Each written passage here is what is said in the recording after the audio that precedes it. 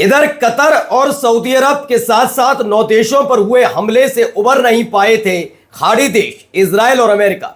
वहां एक और जहाज को समंदर के अंदर ही टारगेट पर ले लिया ईरान ने। जी हां, एक और जहाज पर हमला हुआ है, वो धू धू करके जल उठा।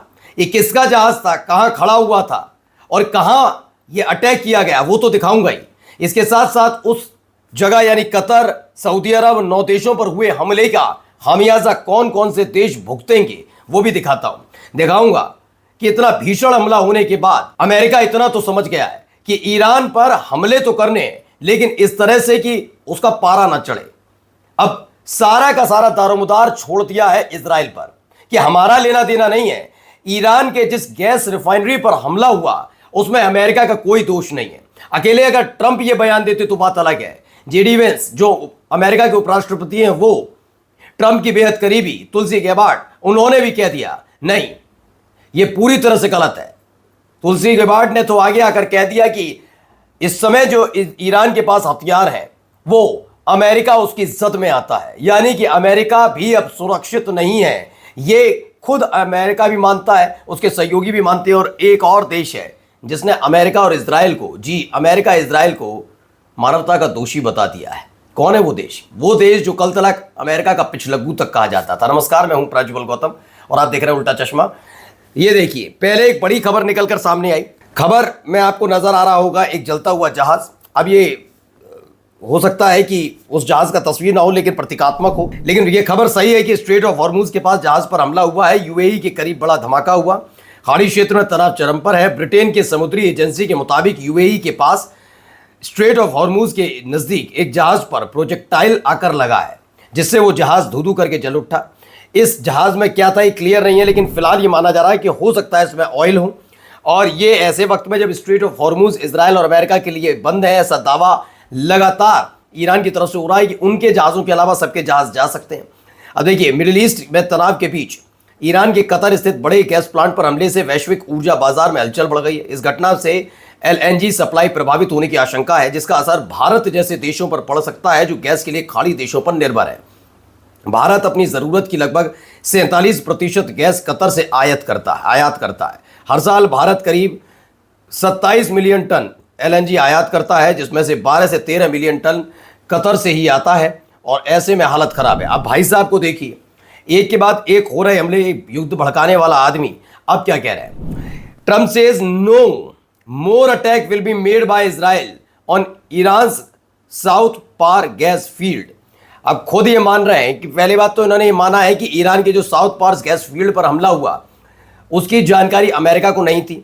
उनका कहना है कि भैया ये तो इजराइल ने अपना आप में गुस्से में आकर किया है और ना हमें बताया, ना हमसे सलाह मशवरा किया, ना हमें सूचना दी, और इजराइल ने ये सब किया है। इससे अमेरिका का कोई लेना देना नहीं है। हर चीज की वाहवाही लूटने वाले ट्रंप अब खुल के बैकफुट पर नजर आ रहे हैं। उन्होंने कह दिया इसमें हमारा कोई लेना देना नहीं। कहां हमला हुआ था जिसके बाद कतर, सऊदी अरब और 9 देशों को ईरान ने निशाना बनाया, तो उसकी एक तस्वीर देखिए, ये वीडियो निकलकर सामने आई है। धू धू करके जल रहा है पूरा इलाका। ये ईरान का माना जाता सबसे बड़ा गैस रिफाइनरी केंद्र।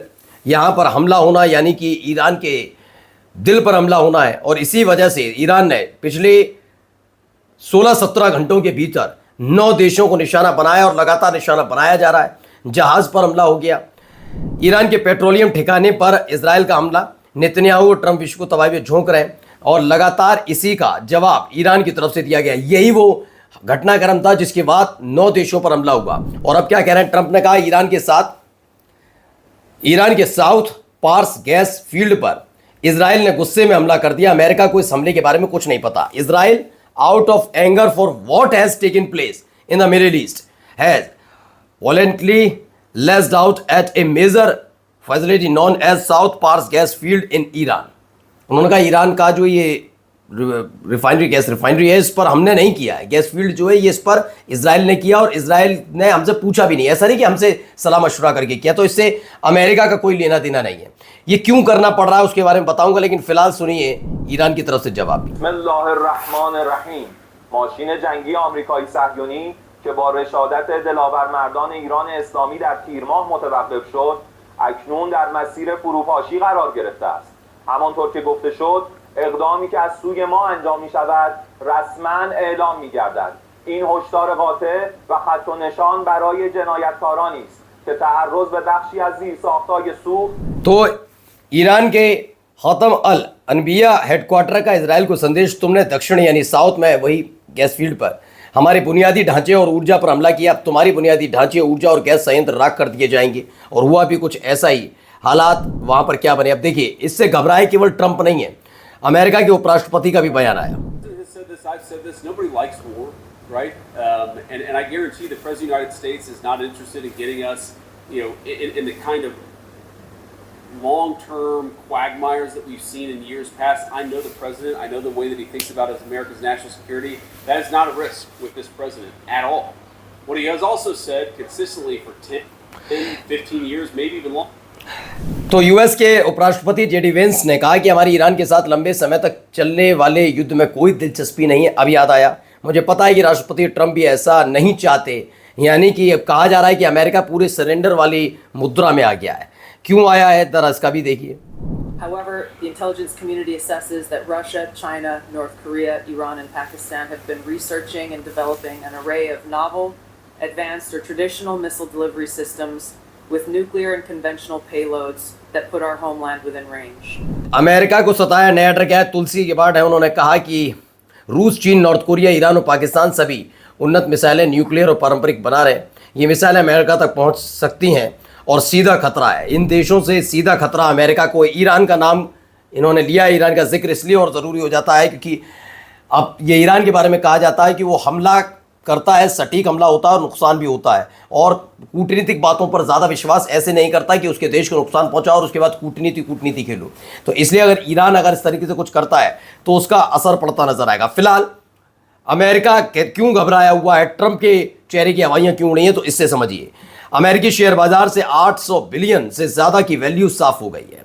बाजार में भारी गिरावट है, निवेशकों के बीच डर का माहौल है और हर तरफ अमेरिका के अंदर ये कह रहे थे ना कि अमेरिका को ग्रेट युद्ध की वजह से अमेरिका को कहां लाकर खड़ा कर दिया, अंदाजा लगाइए। अब इसके बारे में जानकारी भी दी गई है। But the implications of events in the Middle East for the U.S. economy are uncertain. In the near term, higher energy prices will push up overall inflation, but it is too soon to know the scope and duration of the potential effects on the economy. तो Fed chair Pavel ने कहा कि महंगाई बढ़ेगी और बिजली तेल की कीमतें बहुत महंगी हो जाएंगी। और अब आप अंदाज़ा लगाइए, 35 करोड़ अमेरिकी अब इसकी मार झेलेंगे।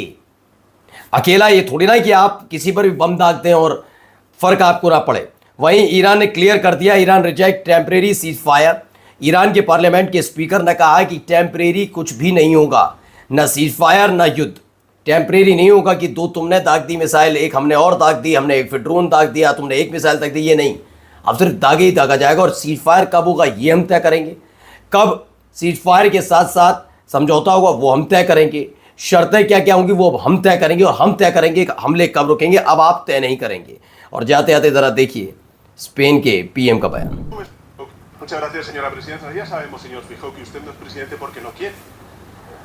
En todo caso, este gobierno sí asume sus responsabilidades. Y ustedes ya están poniéndose la venta antes de la herida. Ya nos está diciendo que va a votar en contra del Real Decreto Ley para proteger a la gente, como hicieron. तो Donald Trump वह आदमी है जो दुनिया को आग में झोंक रहा है और फिर उसी से उठे धुएं के लिए दूसरों को दोष देगा। वह 18 दिनों के युद्ध में पूरी तरह गलत साबित हुआ। मैं सभी से अपील करता हूं कि उस पर खुलकर सवाल उठाएं। स्पेन के प्रधानमंत्री पेड्रो सांचेज ने खुल्लम खुल्ला चुनौती दे डाली है ट्रंप को। नमस्कार।